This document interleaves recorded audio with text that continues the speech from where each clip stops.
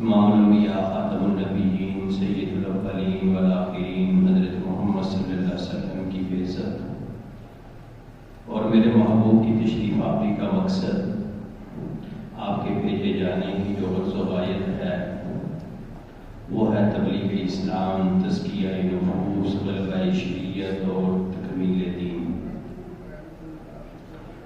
مسلسل میرے محبوب صلی اللہ علیہ وسلم 23 سال اس دعوت و تبلیغ، تزکیہ نفوس، تبلیغ اسلام کے لیے محنت کی، دکھ اٹھائے، وطن سے بے وطن ہوئے، جنگیں لڑیں، ساتھیوں کو شہید کروایا، خود زخمی ہوئے۔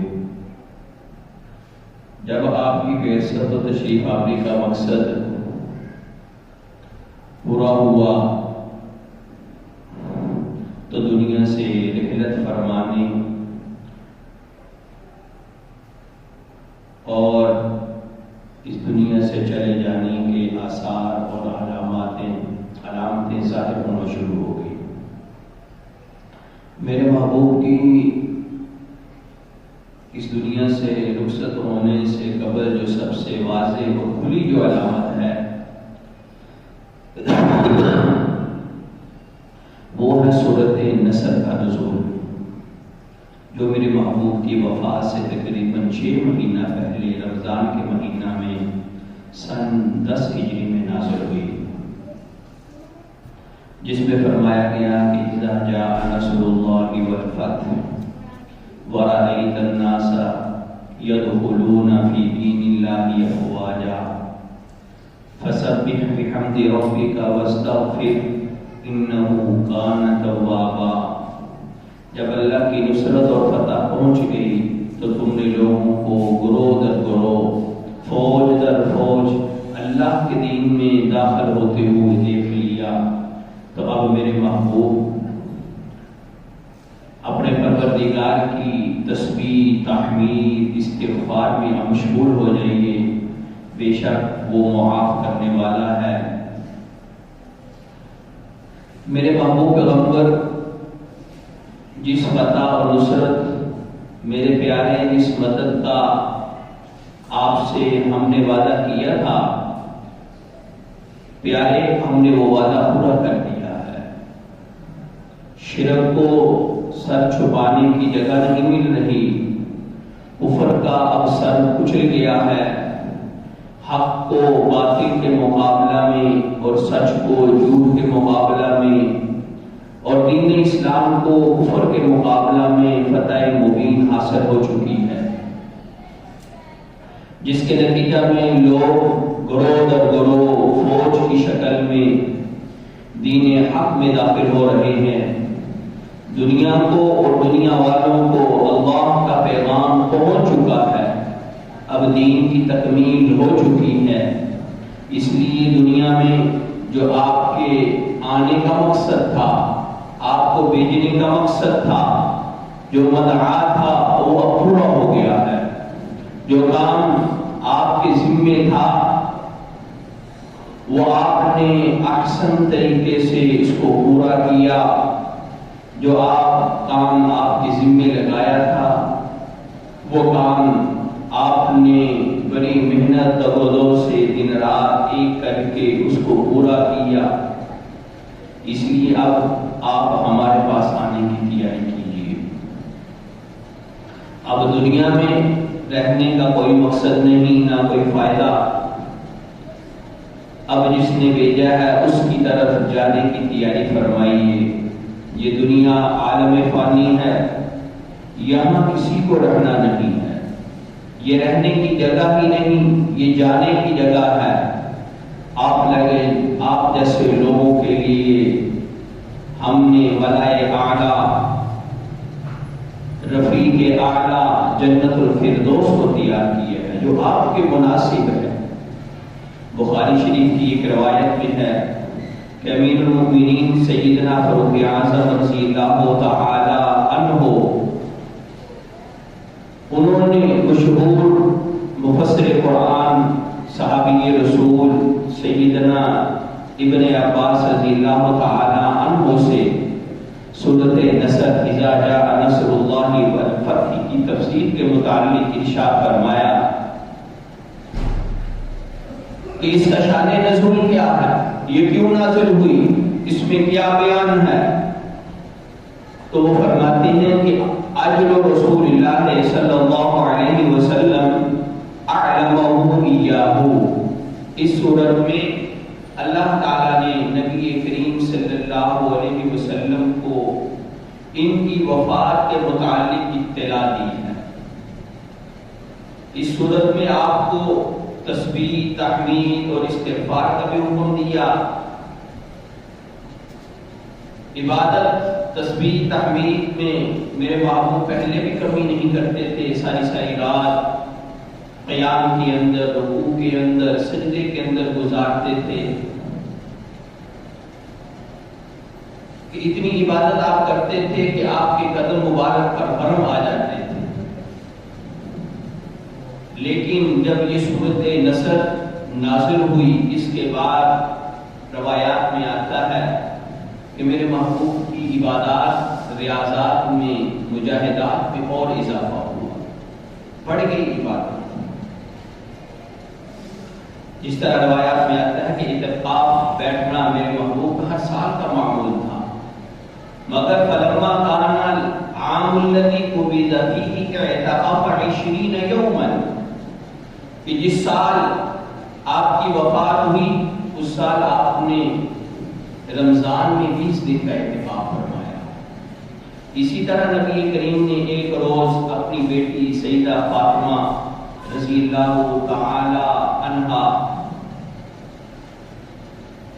نے فرمایا کہ جبرائیل امین ہر سال، میرے محبوب نے اپنی بیٹی سے فرمایا کہ ہر سال جبرائیل امین رمضان میں میرے ساتھ قرآن کا دور کرتے ہیں، میں ان کو قرآن سناتا ہوں، وہ مجھے قرآن سناتے ہیں، لیکن اس سال رمضان میں نے جبرائیل امین کے ساتھ 2 مرتبہ دور کیا ہے۔ اب بیٹی فاطمہ میری لفظ جگر، میں گمان کرتا ہوں کہ شاید میری روانگی اور تجھ سے میری جدائی کا وقت قریب پہنچ گیا ہے۔ اسی طرح حجت الوداع اور غدیر کے خطبوں میں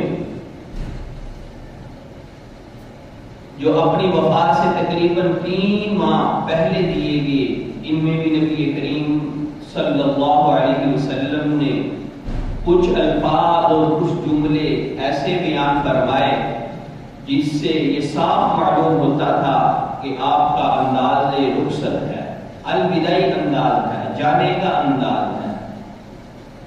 اسی حجت الوداع کے موقع پر یہ آیت کریمہ اتری، الیوم اکملت لکم دینکم واتممت علیکم نعمتی ورضیت لکم الاسلام دینا۔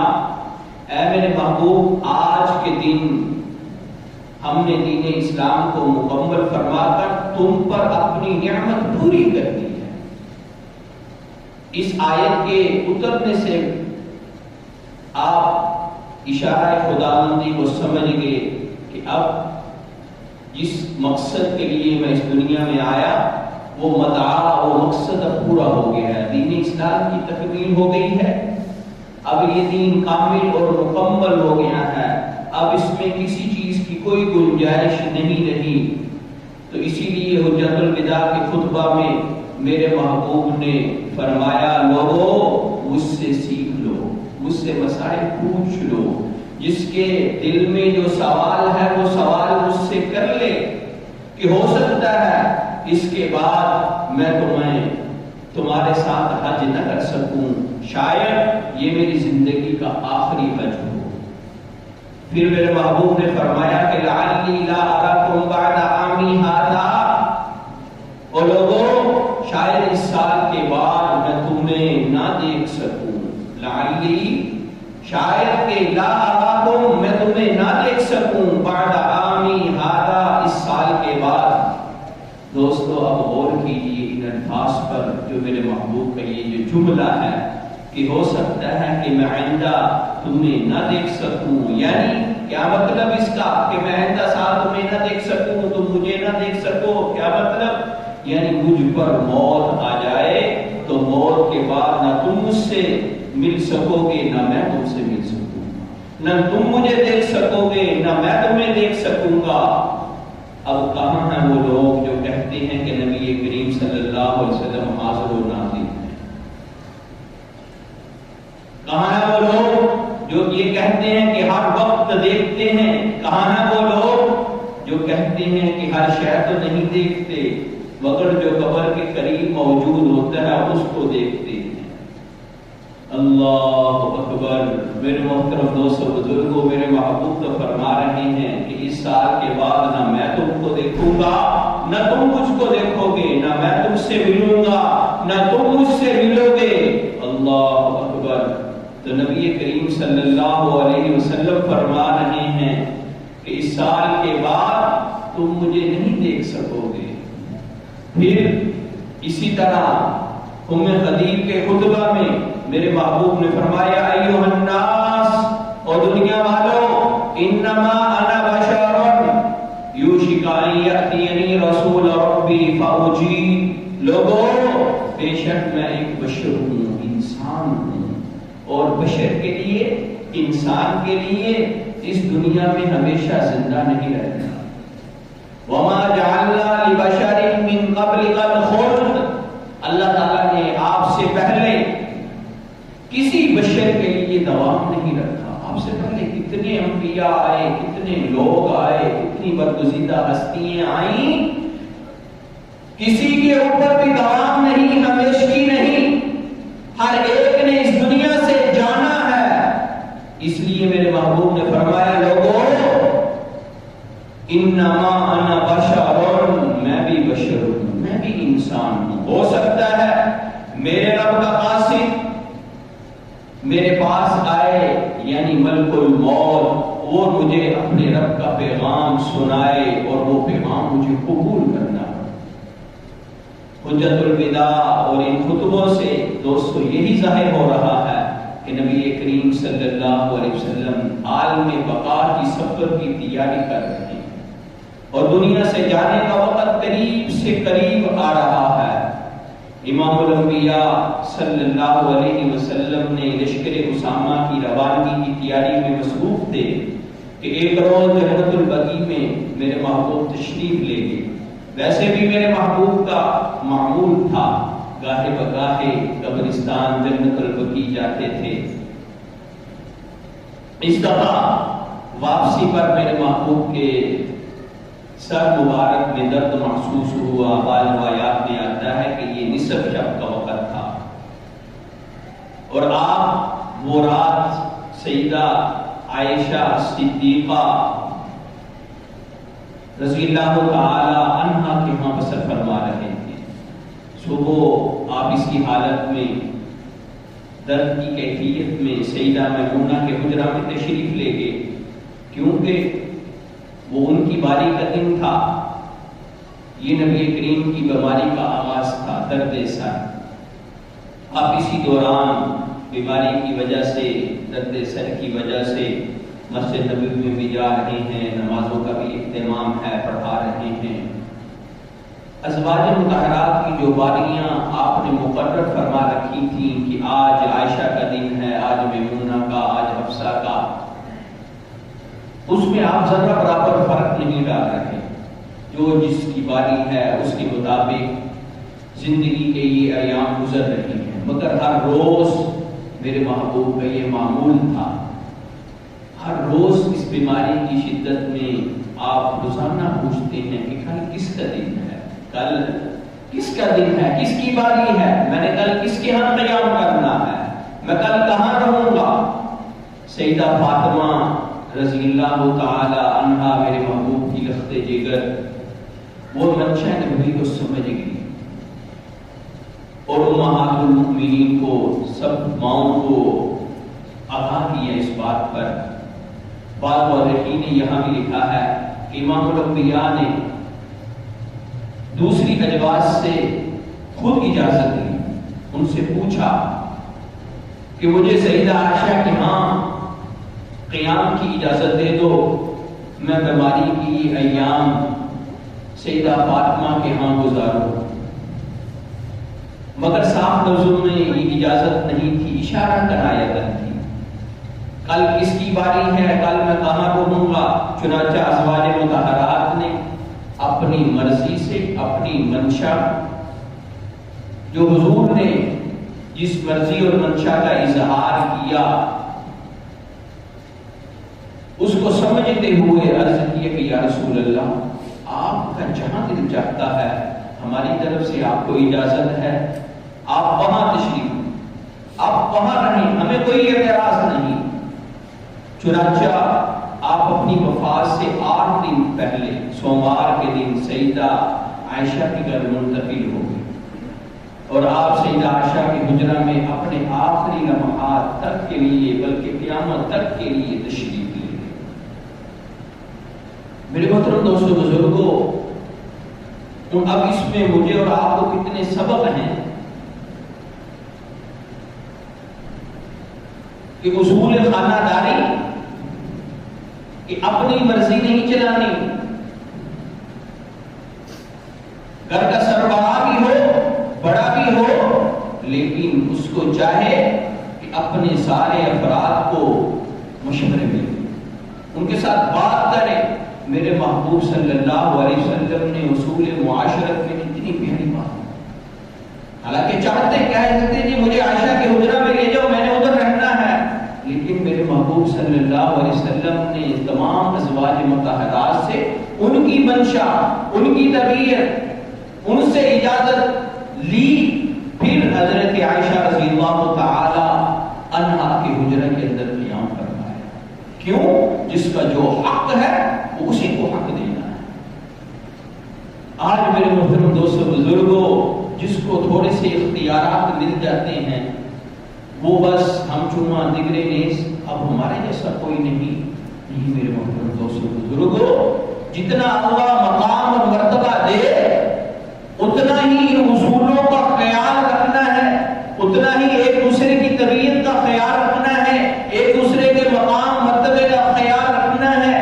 یہ میرے محبوب صلی اللہ علیہ وسلم کی اصول معاشرت میں، خانہ داری اصول میں، میرے محبوب صلی اللہ علیہ وسلم کا یہ اتنا پیارا عمل جو ہمارے لیے ایک مشعل راہ ہے، ہمارے لیے ایک تعلیم ہے، ہمارے لیے ایک تربیت ہے کہ ہم اس اصول کو اپنائیں، کہ یہ نہیں جو من میں آیا وہ کر لیا، جو دل میں آیا وہ کر لیا، نہیں میرے محترم دوستو بزرگوں، ہر ایک کی خواہشات کا خیال رکھنا، ہر ایک سے اجازت لینا، ہر ایک سے پوچھنا، بڑا ہے کہ چھوٹا، اس میں ہر ایک کی عزت ہوتی ہے، اور جو کام اجازت سے کیا جائے، مشورے کے ساتھ کیا جائے، اس میں خیر ہوتی ہے، اس میں برکت ہوتی ہے۔ کل کو ایک ہی کرنے والے کے اوپر سارا بوجھ نہیں پڑتا کہ یہ تم نے خود ہی کیا تھا، اب جو ہو رہا ہے اس کو سنبھالو۔ جب دوستو دوسرا یہ ہے کہ جب ہم خانہ داری اصول کے اندر اس بات کو اپنائیں گے، ایک دوسرے سے اجازت، اس کی طبیعت کا خیال رکھیں گے، تو گھر میں محبتیں پیدا ہوتی ہیں، الفتیں پیدا ہوتی ہیں، ایک دوسرے کا احساس پیدا ہوتا ہے، ایک دوسرے سے محبت پیدا ہوتی ہے۔ تو میرے محبوب صلی اللہ علیہ وسلم چاہتے تو اپنی بی بی عائشہ کے پاس چلے جاتے، لیکن آپ نے تمام ازواج مطہرات سے اجازت لی، ان کی منشا کو پوچھا، ان کی منشا کے ہوئی تو آپ صلی اللہ علیہ وسلم حجرہ عائشہ کے اندر گئے۔ تو دوستو مجھے بھی آپ کو بھی یہ اصول اپنانے ہیں، یہ نہیں کہ میں بڑا ہوں، میں گھر کا سربراہ ہوں، اگر گھر کا سربراہ ہے، بیوی کے بچوں کے حقوق، ان کو اس مشورے کے اندر، اس عمل کے اندر، اس کام کے اندر شامل کرنا، یہ میرے محبوب کا طریقہ ہے، یہ میرے محبوب کا عمل ہے۔ یہ طریقے میں اپنی زندگی میں لاؤں، اپنے گھر میں لے کر آؤں، اس کے دوستوں بڑے فوائد ہیں، بڑی برکات ہیں۔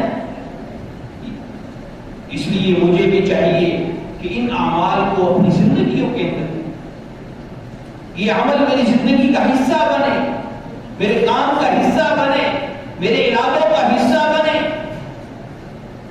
خیر، جب نبی کریم صلی اللہ علیہ وسلم حضرت علی اور حضرت فاطمہ کے سہارے سیدہ عائشہ کے حجرہ میں پہنچایا گیا تو اس وقت بیماری اور مرض نے مکمل طور پر غلبہ کر لیا تھا. روایات میں آتا ہے پوری شدت بیماری کی اختیار ہو چکی تھی.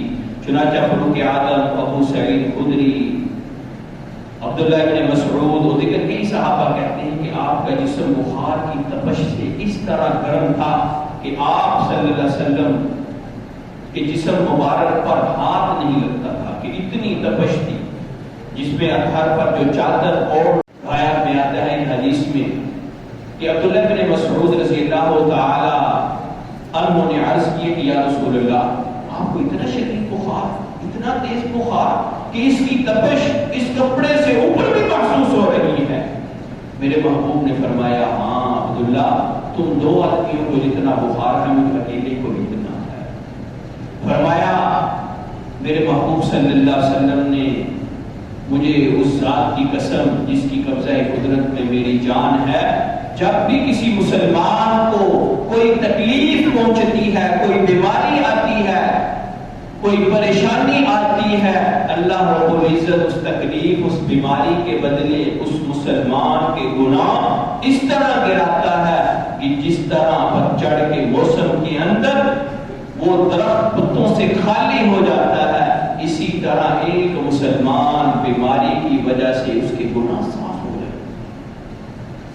دوستو کتنی بڑی نعمت ہے یہ بیماری. کوئی تکلیف کا آ جانا، کوئی بیماری کا آ جانا، اس میں بھی ہمارے لیے اللہ رب العزت نے کتنا انعام رکھا ہے. قربان جاؤں میں اپنے رب پر، خدا کی قسم کہ ایک مسلمان کلمہ گو لا الہ الا اللہ پڑھنے والا، اس کا کوئی عمل خیر سے خالی نہیں. وہ بیماری میں اس کے گناہ جل رہے ہیں، اس کے گناہ ختم ہو رہے ہیں. اتنا بڑا ثواب، اتنا بڑا اجر. اس لیے دوستو جب بھی کوئی بیماری آئے، کوئی تکلیف آئے، کوئی مصیبت آئے تو واویلا نہیں کرنا، واویلا نہیں کرنا، اللہ کی طرف متوجہ ہونا ہے. اس لیے تو حدیث میں آتا ہے کہ بیمار آدمی سے دعا کرواؤ، وہ اللہ کے قریب ہے، اس کے گناہ صاف ہو گئے ہیں، اس سے دعا کرواؤ، اللہ اس کی دعا کو قبول کرتے ہیں. اللہ اکبر. اس لیے دوستو جب بیماری کی تکلیف پریشانی آئے تو اللہ کی طرف متوجہ. کیوں؟ اللہ نے تمہارے گناہ صاف کر دیے ہیں، اللہ تمہارے قریب ہو گیا ہے. اب جب تم اللہ کے قریب ہو گئے ہو تو جو بھی اللہ سے مانگو گے وہ اللہ عطا فرمائے. اس لیے یہ بیماری انسان کو اللہ کے قریب کرنے کا ذریعہ ہے، اللہ کے قریب کرنے کا ذریعہ ہے. بیماری معمولی نہیں، لیکن بیماری آ جائے تو اس پر صبر کرنا ہے، اللہ کی طرف متوجہ ہونا ہے. تو اللہ رب العزت ہمیں عمل کی توفیق دے. واقعہ